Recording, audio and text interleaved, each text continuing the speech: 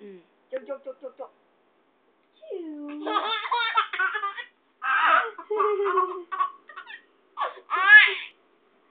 Chụp chụp chụp chụp chụp chụp chụp chụp chụp.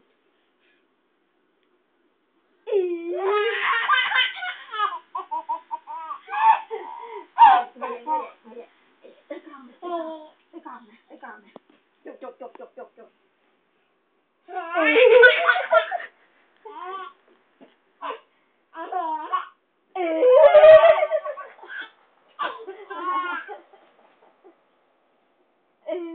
Nè, đây nè, đây nè.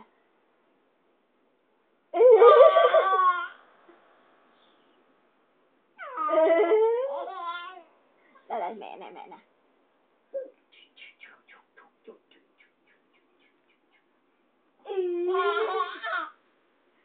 Hết rồi, hết không cười nữa.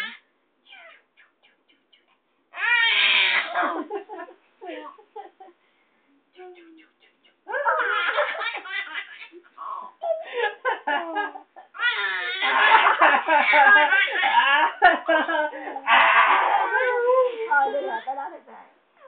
Cười nhiều quá mệt ha. Nữa hả, trên nữa hả, trên nữa hả, trên nữa hả.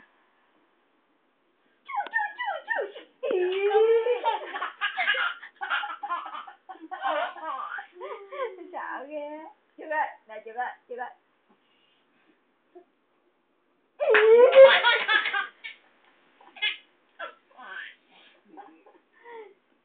Chưa ơi, chưa ơi. Chú. Thôi để chọc nó nè. Nó hay chọc nè. Nè, hai tay hai cái. Chú.